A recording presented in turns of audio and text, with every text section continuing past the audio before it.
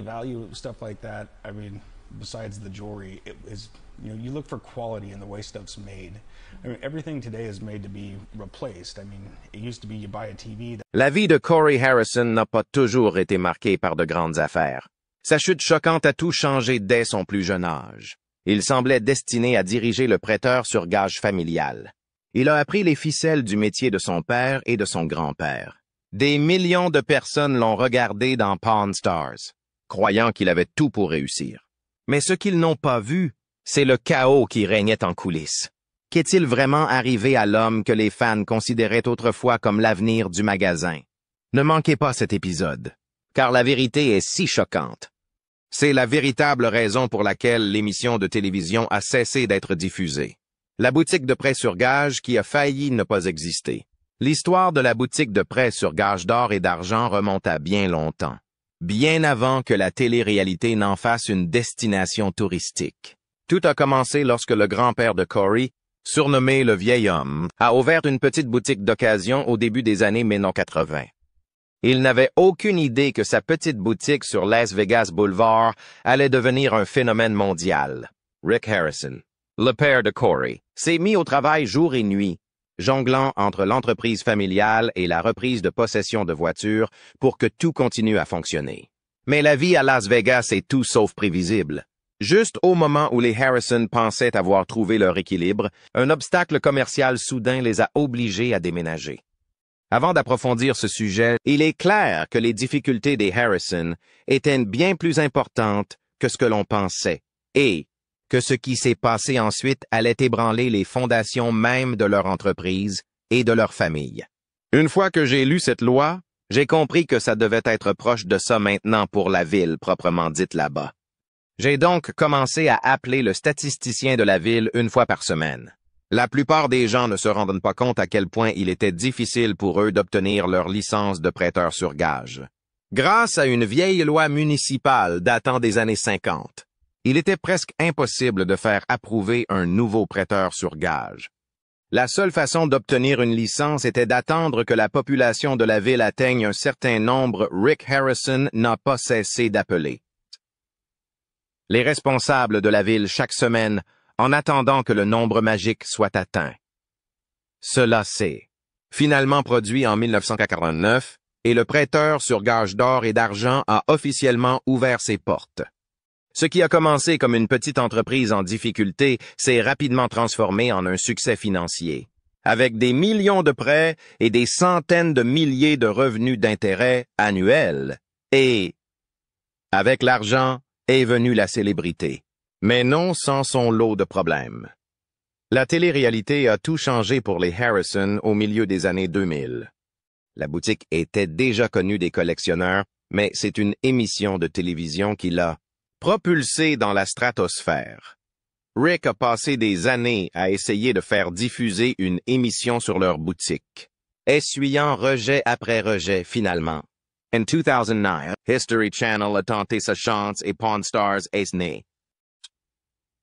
L'émission a fait des Harrison des célébrités du jour au lendemain, mais la pression de la célébrité a frappé un membre de la famille d'une manière ou d'une autre.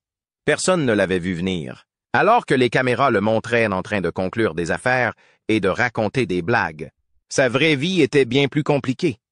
Il luttait contre des démons personnels qui n'étaient pas visibles à la télévision. De graves problèmes de santé, des problèmes de poids et des relations personnelles se sont effondrés sous la pression des projecteurs.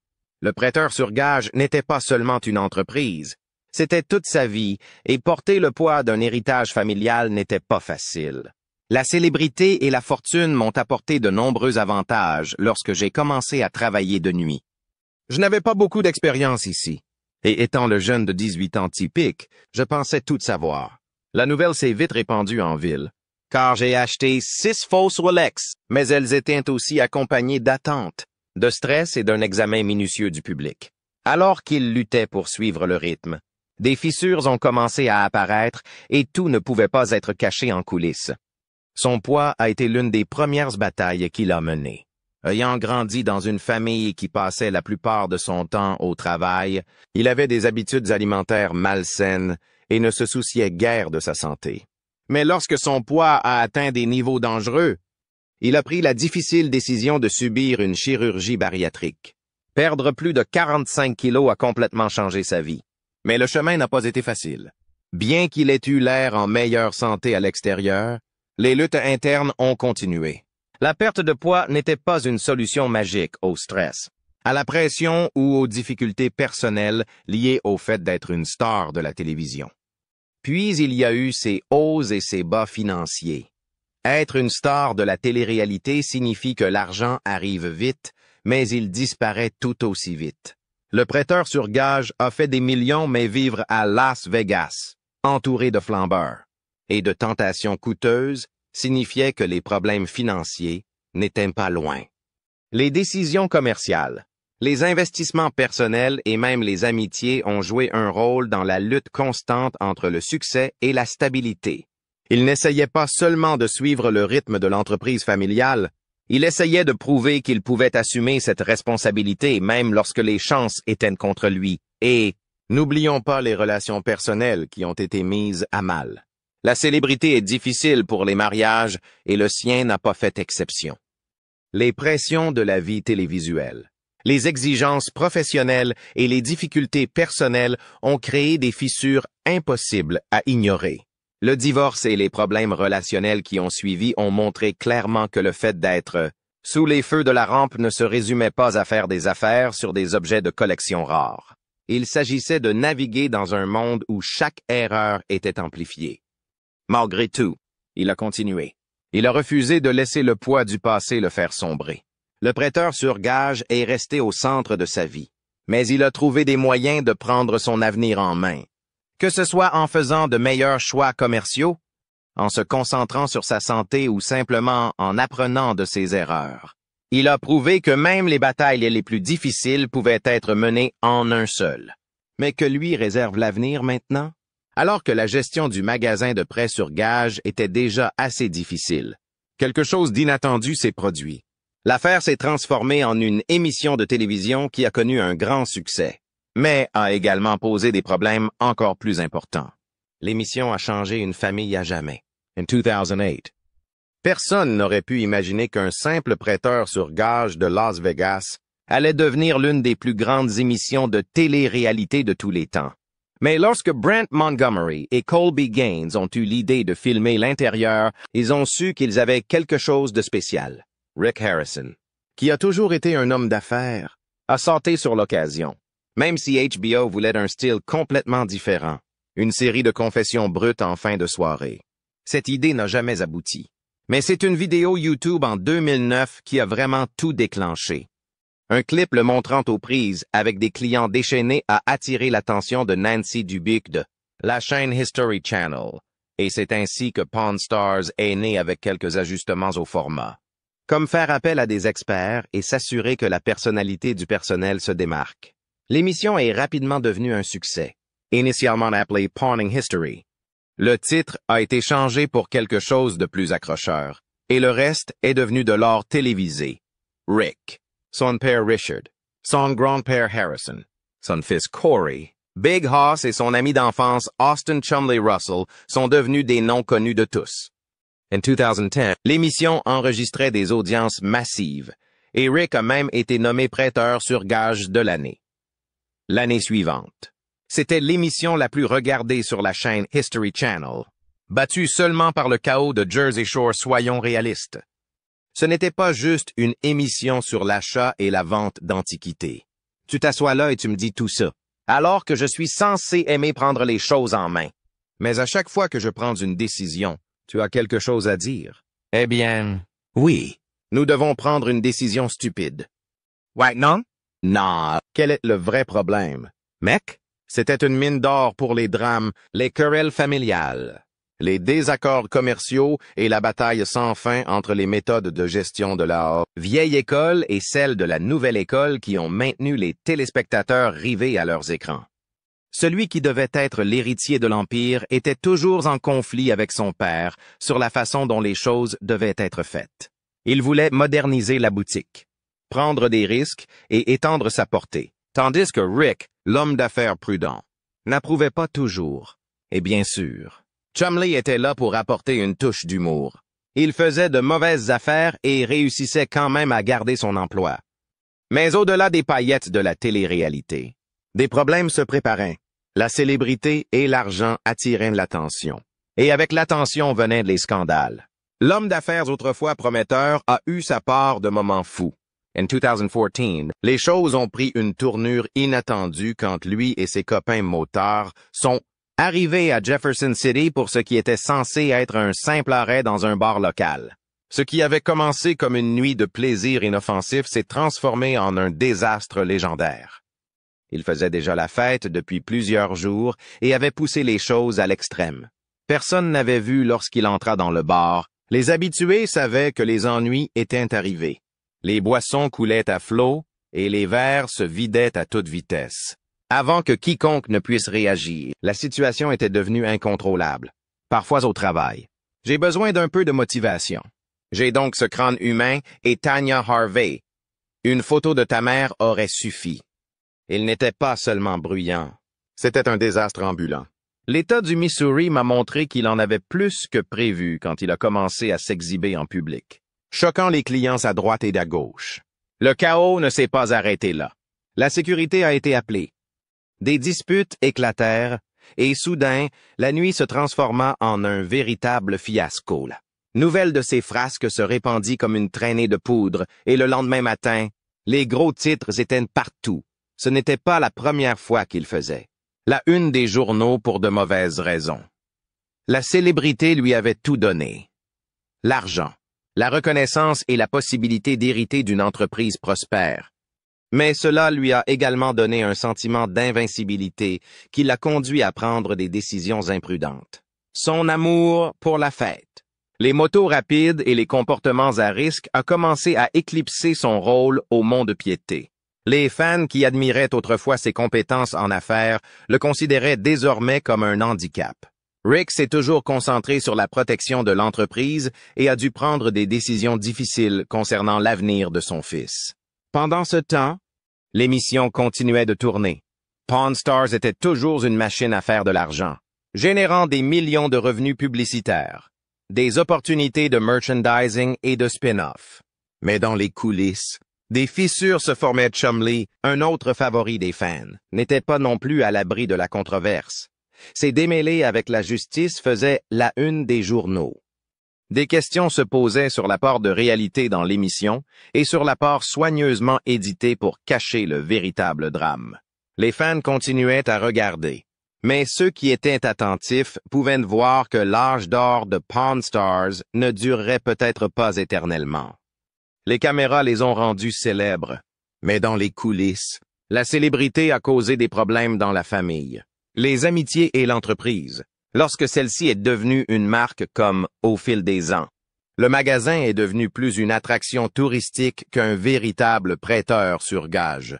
Les gens ne venaient plus pour vendre leurs objets de valeur. Ils voulaient juste se prendre en photo avec les acteurs. Les affaires étaient moins importantes que la création de moments télévisés. Ce qui semblait réel auparavant commençait à sembler mis en scène, et les fans de longue date remarquèrent que Rick était toujours l'homme d'affaires. Il tira profit de sa célébrité en agrandissant le magasin, en ajoutant des boutiques de cadeaux et en le transformant en une véritable marque. Mais à chaque saison, la question se posait, combien de temps pourrait-il continuer ainsi? Lorsque ses problèmes personnels le rattrapèrent, le mal était fait. Sa réputation avait subi trop de coups et, alors que Rick essayait de faire en sorte que tout continue à bien se passer, le drame hors écran était impossible à ignorer. Les fans étaient toujours là, mais le charme des débuts s'était estompé. La dynamique familiale, qui était autrefois le cœur de l'émission, était devenue tendue. Les problèmes juridiques de Chumlee, son comportement imprudent au sein de la famille et la frustration croissante de Rick étaient des signes que Pawn Stars n'était plus le même avec tous les scandales. L'émission n'a pas disparu du jour au lendemain.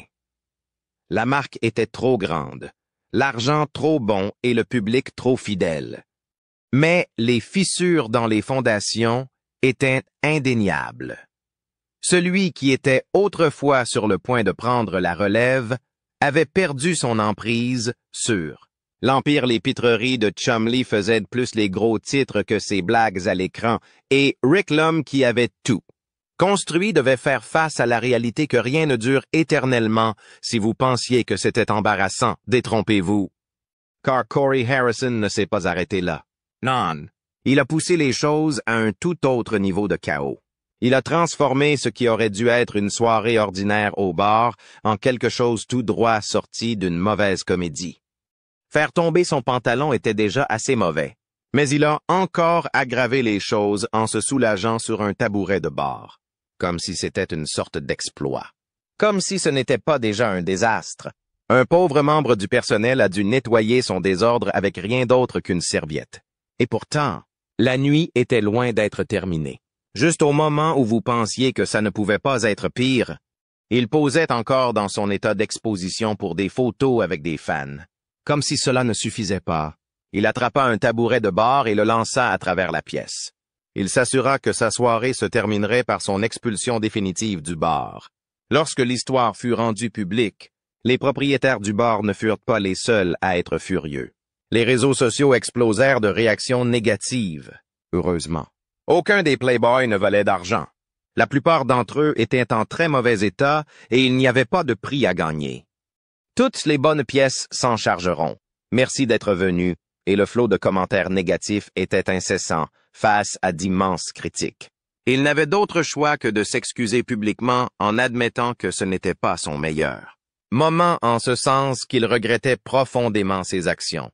Mais voilà, ce n'était pas juste un incident isolé. Ce n'était qu'un autre chapitre déchaîné d'une vie pleine de décisions imprudentes et de faux pas publics la même année. Il a échappé de justesse à ce qui aurait pu être un accident de moto mortel alors qu'il faisait une simple course de fourniture pour sa propre fête d'anniversaire. Sa moto a soudainement perdu le contrôle en raison d'un support d'aile cassé, forcé de prendre une décision en une fraction de seconde. Il s'est jeté de la moto pour éviter un désastre encore plus grand, au lieu de se précipiter directement à l'hôpital. Il est retourné directement à la fête comme si de rien n'était. Ce n'est que plus tard qu'il a finalement reçu des soins médicaux, se retrouvant en chirurgie pour réparer sa main cassée avec 8 vis et 2 plaques métalliques. Et si vous pensez que c'était son seul accident évité de justesse, détrompez-vous.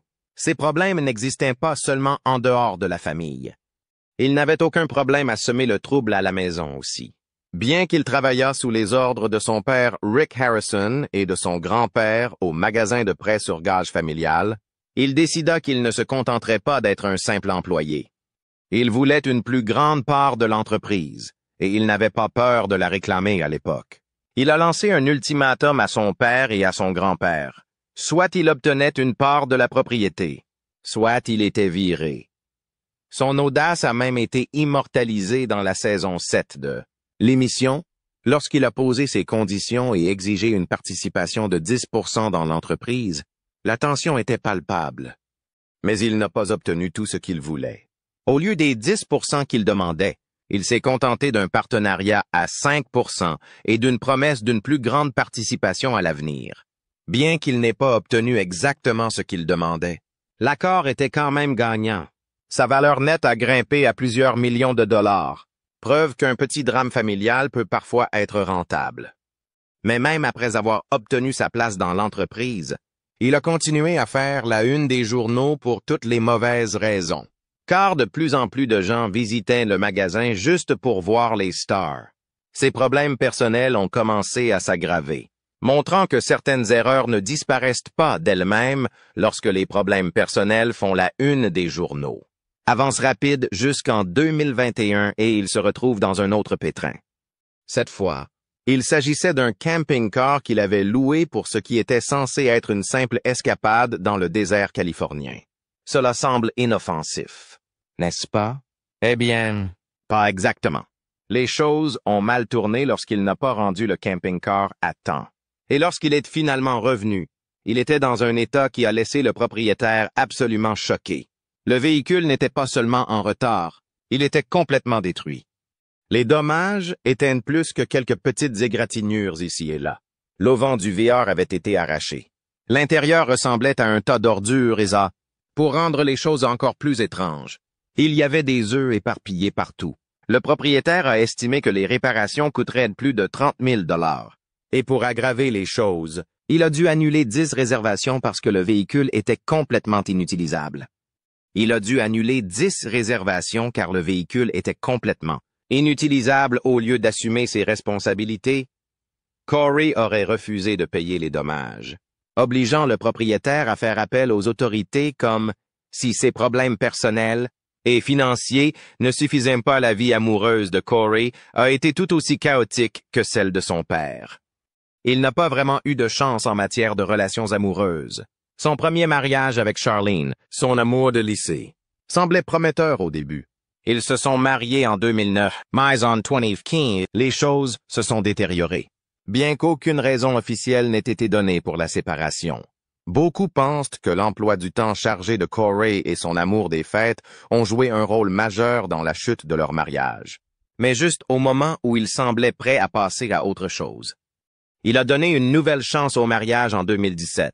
Il a épousé Karina. Mais cette relation s'est également rapidement effondrée. Le mariage n'a cependant duré qu'à peine 1 an. Il ne semble pas s'être terminé en mauvais termes. Ce qui a rendu les choses encore plus compliquées. C'est que Karina était enceinte au moment de leur divorce, donnant plus tard naissance à leur fils Richard Benjamin Harrison. Tu sais, il a fini par se casser la figure et tout d'un coup, on allait déménager au pays de Cocagne. On allait déménager à Las Vegas. Depuis, des rumeurs ont circulé sur le fait que les deux se remettraient ensemble. Mais aucun des deux n'a rien confirmé, ce qui laisse planer le doute sur leur relation. Et juste au moment où tu pensais que Corey pourrait essayer de remettre sa vie sur les rails, il s'est retrouvé de nouveau en difficulté en 2023. Il a été arrêté au petit matin après que son camion a été vu en train de dévier sur une piste cyclable. Lorsque les agents se sont approchés de lui, ils ont immédiatement remarqué les signes, des yeux injectés de sang et l'odeur indubitable de l'alcool. Corey a été invité à passer un test de sobriété sur le terrain, qu'il aurait échoué. Les choses n'ont fait qu'empirer à partir de là. Lorsque les agents ont essayé de faire un test d'alcoolémie, l'appareil ne fonctionnait pas. Ils ont donc dû prélever un échantillon de sang à la place, bien que les résultats finaux du test restent inconnus.